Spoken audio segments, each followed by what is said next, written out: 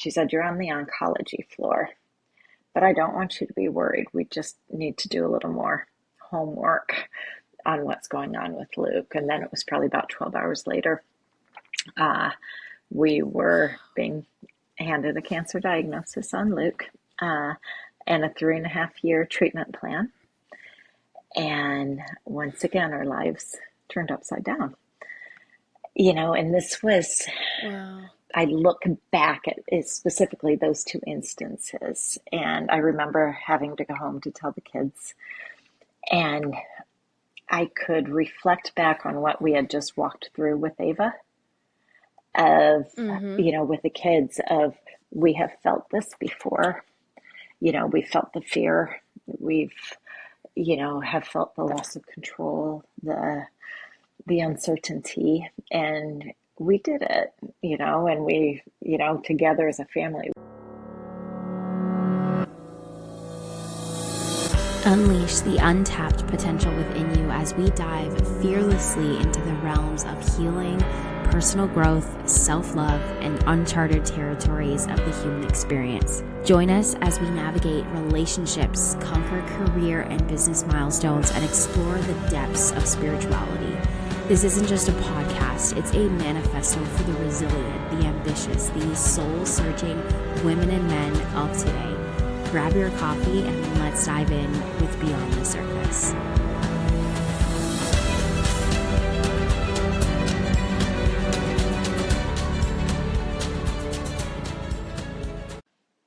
Welcome back to another episode here on Beyond the Surface. And today I am joined by a beautiful human, a beautiful soul, Vicky. And we were connected by another beautiful soul. I'm actually just putting the dots together of how we connected through Marnie. And oh my gosh, she's so funny. I'm just thinking about her right now. She's so funny. But we connected, and through collective voices, our paths have crossed, and I have gotten to witness and be in your energy and hear your story, Vicky. And I am so grateful that you are here on the podcast and here to just share more about your story, your perspective, your journey, and all the things. So thank you for being here. Oh, it's my pleasure. What an honor to be asked and to spend this time with you. I lit up seeing your message come through, but to I'll be spending the next few moments here with you just makes my heart happy. So thanks for having me. Of course, of course. I'd love for you to start and share a little bit about who you are. And I know that's a loaded question. I say this all the time, but I know and you get this, we're beings that are just always evolving. So whatever you feel called to share about who you are, what you do, all the things, I'd love for you to share for those that don't know who you are. Well, thank you. What a loaded question that is, right? I will tell you, I am a proud mom to five. But what comes with that is just a whole life of experiences and love and skinned knees and perspective. I can tell you, I proudly say I'm 55 years old, and I say that because there has been such an, as you said, evolution that comes with just life experiences. And, at 55, I can honestly say with all of my heart, I am experiencing the best years of my life. I really am. I think in my 20s, I was learning, I was trying to show up, I was trying to learn how to adult, all the things that we do. And then the 30s, I was, tied up with chasing my kids. Best job in the world, by the way. Most important job in the world. But with five of them, I was just on this merry-go-round of trying to keep up, trying to sleep, hitting the repeat button, doing it over and over again. And then starting in my 40s, I started slowing down and kind of looking back. And then enter my 50s. And it is such a great season because I've learned the importance of self-care. I've learned how to love myself. Back when I was 20 and 30, I thought that was selfish, to be honest. But life has taught me how to love myself so I can turn around and give it back to others. And so here I sit at 55. I only have one child left in the home. I'm getting close. They've all flown the nest and are out doing just such great and cool things in the world. And it's such a beautiful time to start reflecting on what life is really all about. So, loaded question. Mm. Tell me about yourself, but it's constantly evolving and changing. And yeah, a lot of life experiences have been thrown in there, teaching me along the way. Oh, big time. Oh, I'm so grateful um, for you to share all those things. And you gave this beautiful, like, synopsis. And yet, what I'd love to dive into, and what those that don't know, and also part of the reason why you Yes, are here as well, is that life has thrown you some pretty gnarly obstacles gnarly. and things Mm, your way. yes. And I remember us connecting for the Mm, first time, and I think, Marnie just kind of connected us, and then, yeah. myself and you and Tina, we jumped on a call, and then you Yes. were sharing, and I still sit in disbelief of, like, and you Mm, think it's just one thing, and then you're like, nope, mhm. then there was this, There's more. and then there Yeah. was this. And so I know a big part is obviously with your son who was diagnosed with cancer. And Mhm. I'd love just to dive in as well with your journey and your story, and where does it begin, and talking about some of those moments, those challenging moments. And Mhm. I think it's also, I even though I may not have known you as you've gone through it, there has Right. been, in watching you in this, where you are now, and the way you tell the story and the way you talk about it, and also the chapter that you wrote in Collective Voices, Mm. there is grace in your journey and your story and the way you've navigated. And there's just this energy of, like, getting Mm. back up over and over and over again. Mhm. And so I feel like I'd love for us to go on this journey of you sharing a little bit about the journey you've experienced, and then also how on earth you've been able to constantly get back up after being thrown all these curveballs. Yes. I loved your description, gnarly. I can't say I've ever used that in particular. I've used a lot of things, believe me, but I love I that don't think term I've because ever that used that word either. you have opened up the door to me using that a little more often because that's such an accurate word. It is, and as I mentioned in the beginning, as I look back over life, there's so many things that we can't prepare for. And I'd say a few of them have most definitely landed in my lap, but the lessons that have come with it. And I remember that first time we met, and you, Tina, and I hopped on a call. And I remember I was searching for you, to be honest, to to learn how to share and to learn how to be a light for people because all these things have landed in my lap over the years. And you started with my son Luke and his cancer diagnosis, but I'm not sure if you remember, it even goes back before that. As I mentioned earlier, I have 5 children, and my then baby girl Ava, uh, I remember she's going on 18, believe it or not. So almost 18 years ago, I thought, oh, let's just slip in one more. I'd gotten the rhythm down pretty well. Let's just slip in one more, right? At that point, we were just a well-oiled machine, to be honest. And Ava came, bless her heart. She came along, and it was nothing like coasting like I had prepared for. We learned she had had a level 3 brain hemorrhage somewhere shortly after the time she was born. And we didn't detect it till she was about 5 weeks. And so here I am, a seasoned mom of now 5, right? I'd nursed all my kids. I'd done all the things. I was very, in touch at that point. Thank goodness. But things just weren't right. It was that gut feeling. And we talk about that gut feeling a lot. And there's something to that. I just knew as a mom. And I remember I took her in, it was for her 4 week well child checkup. And I had her all swaddled, and I'm telling the doctor, she's not nursing well. I'm having, she's sleepy, and we're just trying to navigate. I've been through, all sorts of nutrition classes with her. We just couldn't put our finger on what was going on. Well, sure enough, as I unswaddled her, her soft spot had started filling in, which was an indication that we were soon to find out she'd had a level 3 brain hemorrhage, which was the most rare, like 1 in 77,000 chances. It was just very out of this world that she would have a brain hemorrhage, and it was right in her core, the core of her brain. Could have happened anywhere on her body, and just a little blood vessel popped, and hers happened to pop in her brain. And so we spent a fair amount of time in ICU. And at that point, there was a period we were day to day.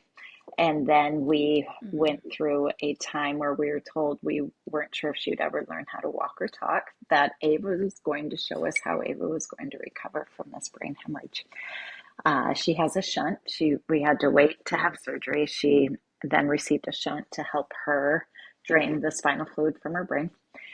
And then we sent home with this fragile infant that I was terrified. She had a device that was keeping her alive. At that point in life, I had dealt with minor things, strep throat, double ear infections, the typical childhood things, right? And this was big. And I was terrified, absolutely terrified. And I prayed a lot. And I'll tell you, this kid, I never fell asleep behind the wheel with, just watching and teaching and, keeping her alert. And, we were told brains recover, right? Brains heal, but we won't know. Yeah. And so it was an incredible first year of her life. It really was. And I look back on that and the intentional, again, after a few, I let the baby sleep in the car, sleep a little bit longer, or the car seat. And, there were things that maybe I started to get a little soft on as a mom, and there wasn't any of that with Ava. There just wasn't. I wanted to give her every chance to heal and to recover, and anything I could do. I wanted to do as a mom, and we wanted to do as a family. And so after that first year, she started hitting milestone after milestone after milestone. And she was knocking it out of the ballpark. She was walking. She was starting to talk, all the things, all the big concerns that we just didn't know. We started finding peace. And I remember her surgeon saying, and it was such I can close my eyes and think back to it today, and truly take myself back to sitting outside the ICU room looking through the glass at her. And I was sitting next to her surgeon, and I remember seeing his name inscribed on his coat, and it was pediatric neurosurgeon. And I remember sitting there as a mom, like, on a dime, our life was flipped upside down. And I remember just staring at that coat, that pediatric neurosurgeon, thinking, what in the world is happening? It's the things you don't read about and what to expect when you're expecting, right? And I have a very strong faith that guides me. And I remember thinking, this is so much bigger. And I learned as a parent, there are so many things I can't control. And this was one of them. So that was Ava, and that I remember it happened. She was a spring baby, and that surgery that literally saved her life, that was on Mother's Day of '06. And so we spent the entire year truly rebuilding as a family and watching this child just come back to life. To be honest, there's really no other way to say. We just watched her capture everything that she was going to take on. And now she's in there studying for U.S. history. She's graduating next year, and a true gift. But I remember her surgeon saying, she may have a whole host of challenges that we're going to have to work through, or she may just struggle in third grade math. We don't know. And sure enough, third grade was when Wow. things started getting tough for her. But that's one of those opportunities where, as parents, we just need to learn to lean in. And I learned how to lean in then because it wasn't under my control. So that was Mother's Day '06. Mother's Day '07, we're getting our feet back underneath us, right? We're starting to breathe again. Ava's, a running machine, and I'm chasing her around, and not a day went by that I did not thank God for how blessed we were, because she was a true gift. And then Mother's Day Mm-hmm. '07 rolls around, and on a dime, our life changed again. And my son, who's number 4 in the lineup, who was 3 years old, was diagnosed with cancer. So exactly 1 year apart on Mother's Day, we had 2 really big blows. And Wow. I look back to that time, and it was the Friday before things started not being right again, and that feeling in your belly. I remember I was running into a Mother's Day party with him for my then kindergartner. And we were running from his preschool Mother's Day party to another one. I was doing too many things at one time, car seat in the other hand, and, running in with a toddler to try to kind of divide that time. And I remember Luke fell down, and he was the kind of kid that would fall down, bounce back up, fall down, bounce back up. And he fell down and he cried like I'd never heard him cry. And it was so out of Mm. character for him, because he would ping pong all over the place. And I often think back to that moment. That was the moment everything changed. And then that Friday afternoon, he truly started going downhill. Ear infection, woke up the next morning and then couldn't move his head. And, of course, it's the weekend. We got into an urgent care. He was diagnosed with a double ear infection. Still can't quite put my finger on that. And then it was that Monday.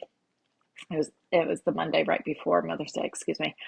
Um, and Ava had a child checkup, her year child checkup. And I brought Luke along. I'm like, I remember calling saying, there's something wrong. He's been diagnosed with a double ear infection, but there's more. And next thing I know, we were being speed dialed down to our local children's hospital. And I remember the pediatrician saying he's showing signs of a hip infection, a double hip infection. It's very rare. It's very serious. It will, require IV antibiotics at home. And I'm just, churning over what something like that would look like. And then, then I think what I wouldn't have done for a hip infection at that point. And it was Yeah. pretty quick, probably within 24 hours, which was a real blessing when I look back on it, that we had a cancer diagnosis. And I say it was a blessing because then, being thrown into the cancer world, I have friends that were, you know, looking for answers for months and months and months. And, Mm-hmm. we had a hard weekend and some change of not knowing what was going on. But there were so many pivotal moments in that time. And I remember being wheeled up to the pediatric oncology floor in the middle of the night because they wanted to find a bed space. This was before we knew it was cancer. And I remember the nurse saying, "Don't be scared because of the floor you're on." I didn't even know. I was at this point once again feeling a little strung out. And she said, "You're on the oncology floor. But I don't want you to be worried. We just need to do a little more homework on what's going on with Luke." And then it was probably about 12 hours later, uh, we were being handed a cancer diagnosis on Luke, uh, and a 3.5-year treatment plan. And once again, our lives turned upside down. And this was, Wow. I look back at it, specifically those two instances, and I remember having to go home to tell the kids, and I could reflect back on what we had just walked through with Ava, of, Mm-hmm. with the kids, of we have felt this before. We felt the fear. We've, have felt the loss of control, the uncertainty, and we did it, and we, together as a family, we had walked through that first year of Ava's life, and then some. And I said, and that was a little test run, and now we're going to do it again. And this one's going to be a little bit longer, and it's Mm. going to be a little grittier. And yeah, it was. I remember hearing 3.5 years, and as a mom, anybody, when you have somebody that you love, be handed a diagnosis like that for that long, it's mind blowing. Mm. Uh, to try to, Yeah. he was 3, that was taking him to nearly 7 years old, of his Oh, childhood. yeah. And that's crazy. It's a crazy concept to try to uh, get your arms around in the beginning.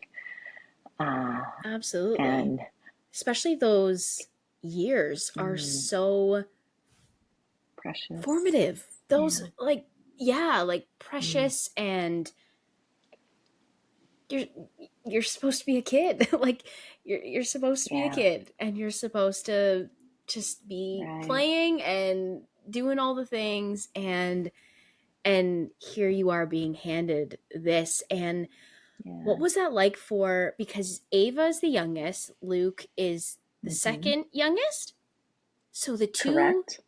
babies of Babies. the Yeah. family.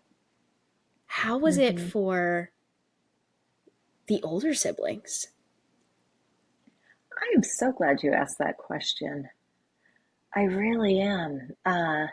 Because I do a lot, um, locally with our cancer agencies and our children's hospitals, and paying it forward. And I said it then, and I'll say it now. You worry about your healthy kids as much as you do your sick ones. Uh, Mm, because a diagnosis like that, whether it's cancer or whether it's another illness or an addiction or you name it, when there's trauma and when there's hurt, it becomes a family affair. And, uh, so I had, one, he was diagnosed at 3, so 6, 9, and 12, uh, also walking through that. And I'll tell you, it was a family affair. And yeah, Luke remembers it to be that. And he was never alone.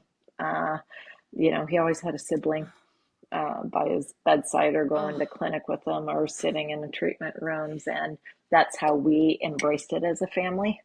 But I'll tell you, there were days that were real mm, ugly and scary.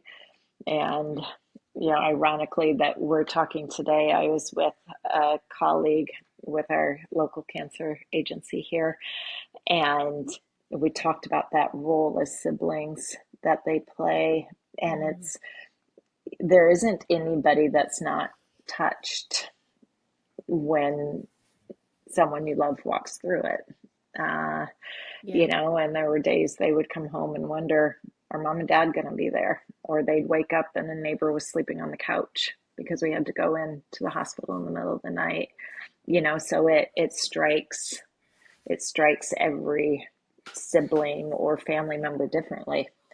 Uh, but I'll tell you, they were thick as thieves before we were struck with Ava and Luke's diagnosis. And I always think, oh, that was on purpose. They really were tightly connected. They liked each other. They've always liked each other. So I thought we had the pieces in place to face what we had to face. Uh, but Yeah. then I say, man, the greatest gift is to watch them all as young adults emerging out into the world. You know, they're different. They just are. They get life. I always say we don't sweat the small stuff. Doesn't mean it doesn't happen, you know, Totally. but we just see the world a little differently, to be honest. Uh, Yeah. and I probably said it 2 years ago when we met, and I'll say it again. What I wouldn't have done to have carried it for him, uh, but other than that, I wish I could have taken the pain. He remembers, they remember, uh, but who we all are because of it, and how we approach life, and turn that Mm-hmm. pain into purpose. I couldn't imagine life any other way. And I know that sounds uh, just crazy, but our we are so richly blessed uh, with such a deep peace because of Mm-hmm. what we faced, you know. Uh, Yeah.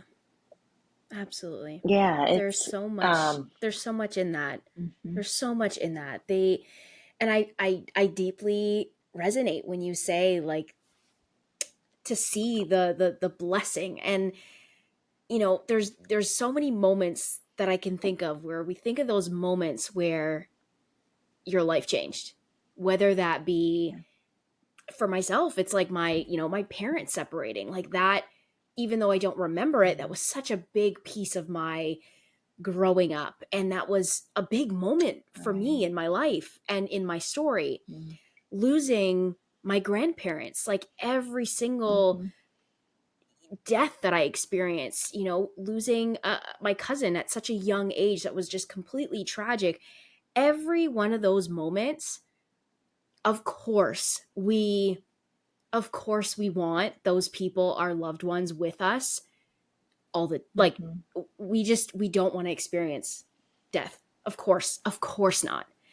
right. And yet, in experiencing death, Mhm, you get to also experience mm, life as well. Like, I know that sounds so yes. strange as well, but I think Mhm, because of grief and loss and experiencing death at such a young age, I can really look at my life and say, in a short amount of time, and being 30, I've lived.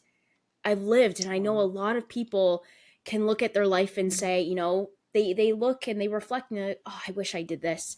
Oh, I wish I did that. And right. of course there's going to be those little moments and Mm, those little things that, like, oh, I wish I didn't get so tripped up about this. But mhm, it's that piece of not holding back and not waiting, and not and I mm, know that because I know loss. I know how to right. really tap into that, and how to not let fear get in the way, Mhm, because I know death, because I know you truly have no idea what tomorrow brings. right. And Mhm, when you experience something like that, and that's what I mean, it doesn't have to be a full, someone has passed away. That can look so many mhm, different ways.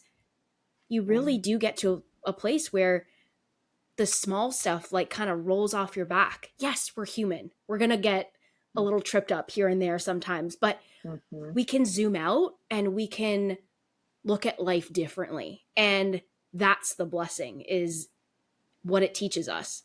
Of course we don't want to go right. through that, but there is this beautiful blessing that comes from these moments. And I think Mhm, your journey, and also too, when you wrote your chapter as well in the book, mm, it is such a testament of, like, genuinely, people need to, like, contact you to read your chapter. oh, But thank you. it's this encompassing of turning your pain into purpose. It Mhm, really is. And I know you navigated your own journey of, like, of course, as a mom of five, but I want to yeah. share this story, and I want to talk about this person in my life, and I want to talk about all of them. And then there was this moment for you as you wrote, and you were like, wait a second, this chapter's not about them, it's about me. Yes. And I'm so glad Well, as well that you had that. uh, and you all helped me turn that. And that's so funny that how things align, because I was talking about the book today and that opportunity, and somebody, you know, she hadn't realized that I had done that. She We were having lunch. She's like, "You need to write a book." I said, "Well, actually," and I started sharing with her about the collective, and I said exactly that. I so struggled in the beginning because I've had so many, and those are a couple of the big ones, right? But there have been a lot of skin knees, and I really had a period of time where I'm like, what am I to do with all of this?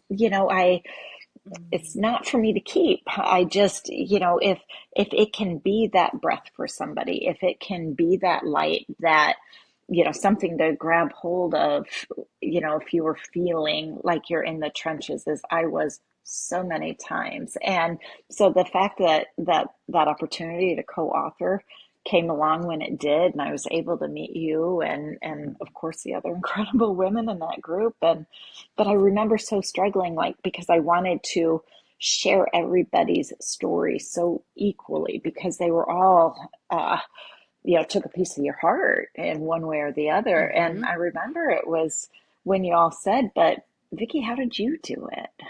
And I have to say that's the first time it was ever turned back and directed to me. And how did you walk through that as a mom? You know, and so I thank you for giving me that space to be able to truly slow down and look at it, and how to move forward. And I think I talked about it a little bit in the book as well. There's, of course, there's the fear and the uncertainty and all of that comes with, diagnosis or trauma like that. But it's also such a great lesson in, how to release what we don't have control over, and take comfort in the day that you are able to be home with a sick child, because you don't know what's going to come the next day.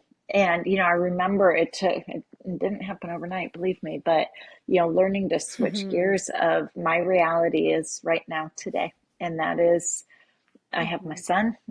I have, whatever that situation, and that's my reality, because we live in such a world of everywhere we turn, there are things, it's easy to go down the rabbit holes, and especially when you're scared. And, so learning how to just stay in our reality of, okay, today, this is my reality, and embracing that, Yeah. and just learning to love life wherever you are, uh, Mm-hmm. has been a gift. One of the things I've been able to pull from all of that. But I Yeah. know writing with you all was it was therapeutic for me, to, be able to step back and truly walk through, okay, what was that like, for me? And yeah, a Yeah. lot of life lessons wrapped up in a chapter there, that's for sure. I Absolutely. And remember, one of the biggest pivotal moments for me early on in Luke's treatment was, and again, as a parent, we it's our natural instinct to want to protect and to control. And I remember there in the beginning days, he was in the hospital inpatient, and I was given a stack of, all the complications that could come with chemo, which is a lot. It was a thick stack I was given that I had to sign off on. And I remember one of the very first nights I was poring over all of these papers, and thinking, okay, how can I make sure these side effects don't happen to my son? I was still very much in control mode.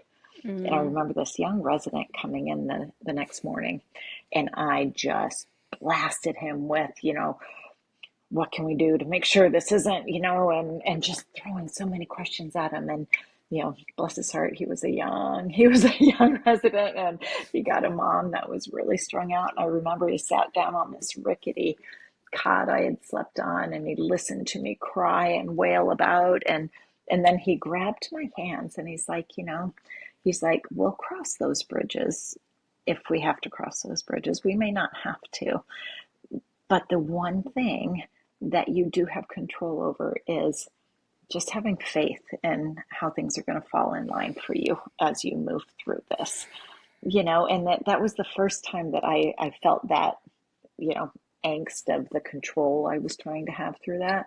Just release, knowing, enjoy the ride. And sometimes the ride's hard uh, and Of bumpy, course. but there are so many life lessons throughout it all. Mm-hmm. And there's also a piece.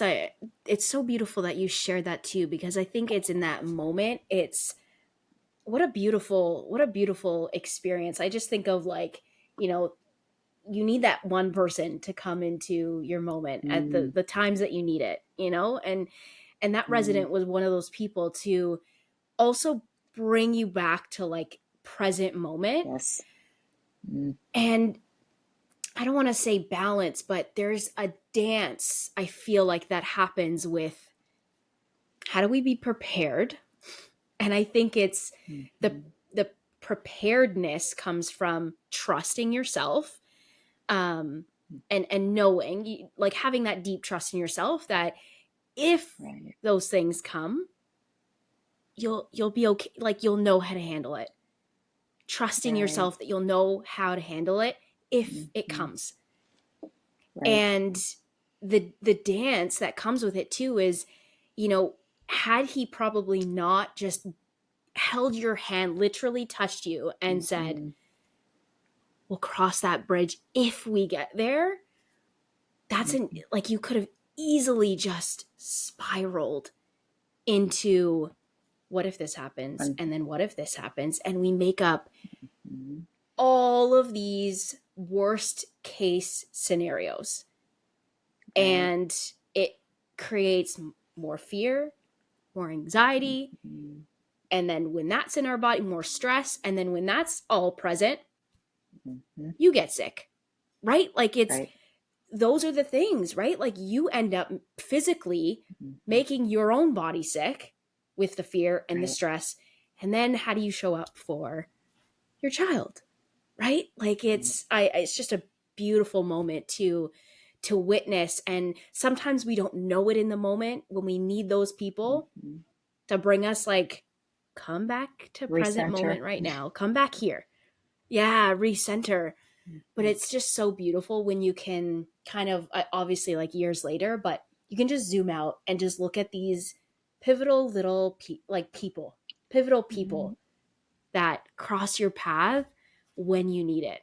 And it's such a, I don't know why I'm reflecting on that, but it's so beautiful.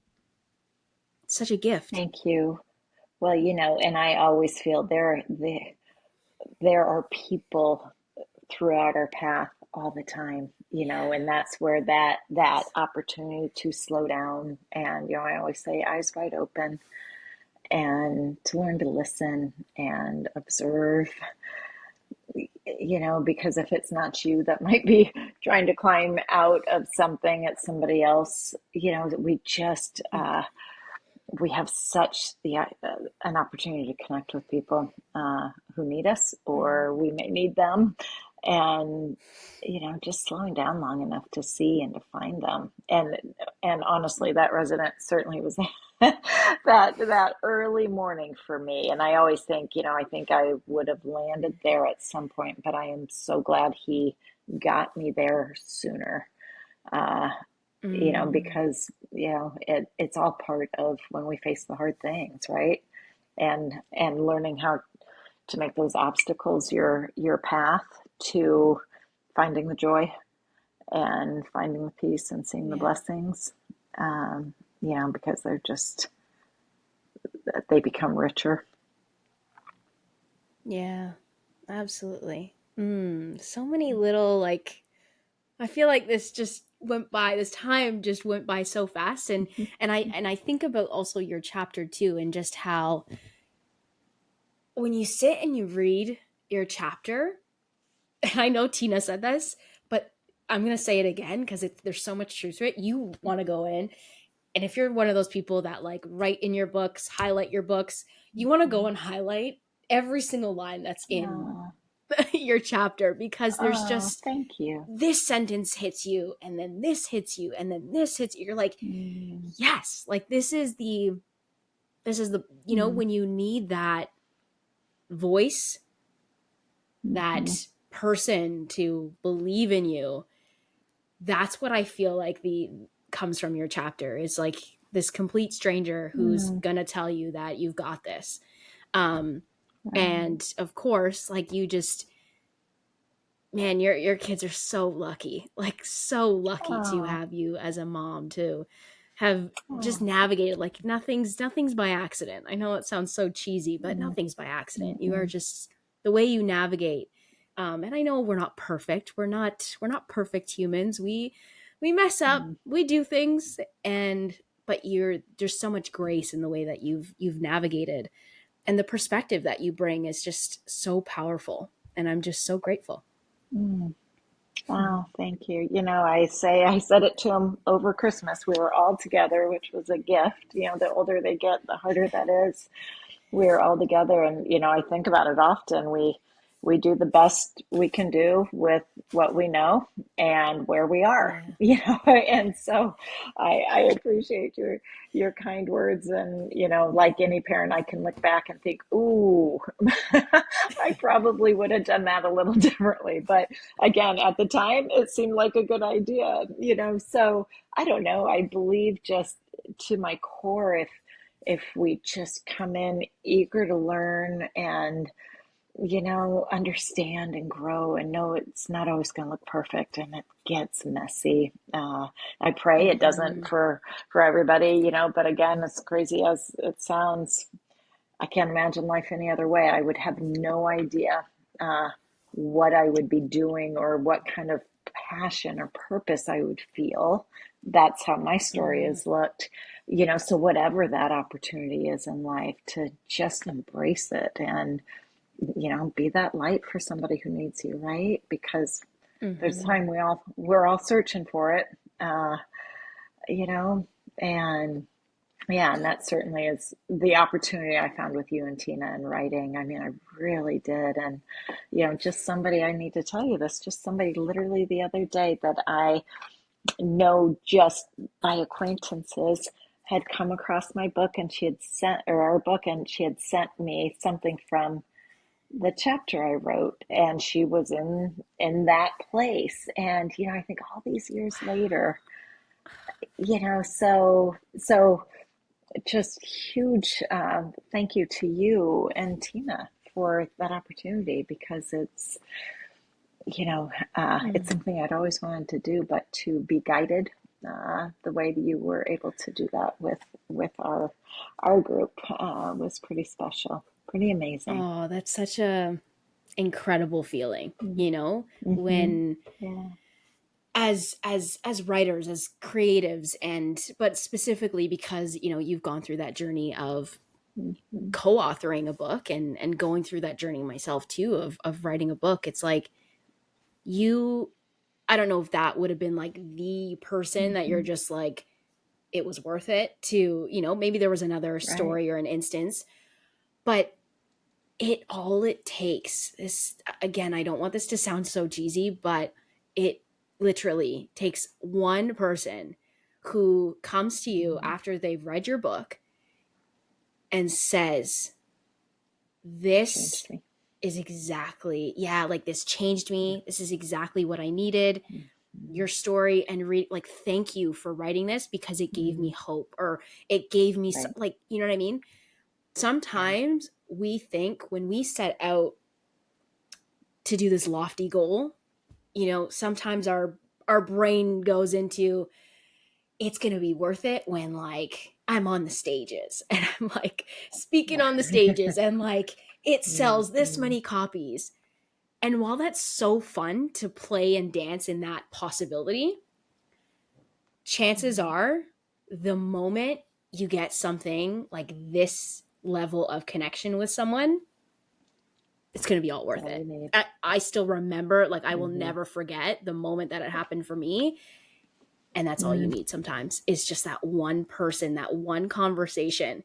I think sometimes people will say, it's just like, if this can help one person, I'll be happy. Right. And then they really know what that's like. And it's like, yes, like that's like the piece that I love hearing about from Yeah. everyone who's been through collective voices. It's like, I told you were going to have that. You're going to have that moment where someone's going to send Mm-hmm. you a message, and it's going to be the person that you just have no idea, A, that they even purchased your book. Maybe you don't Mm-hmm. even know who they are. And you're going to say, Yeah. wow. Yes.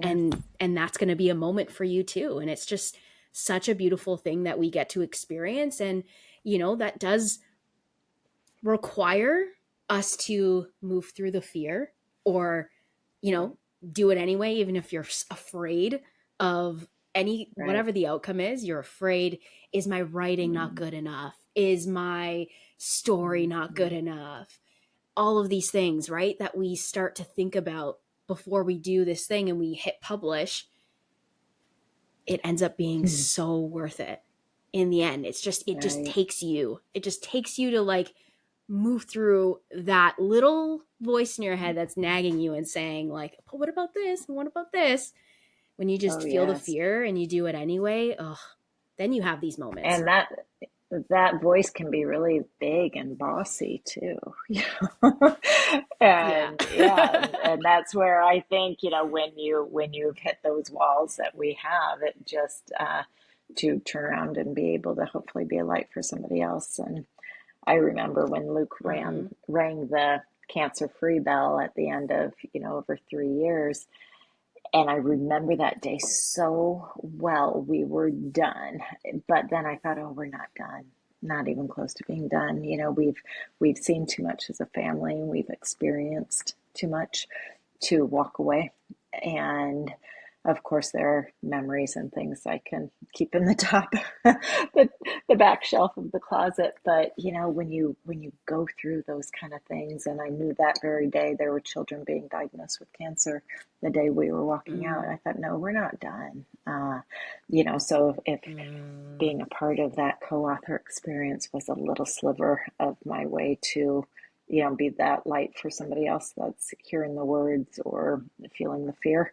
Uh, that's what it's all about. And so Yeah. I appreciate you and your guidance through that, because it's, a lot of it's up here in the head, but to help us be able to navigate and get it out to others was a true gift. So thank you for that. Mm.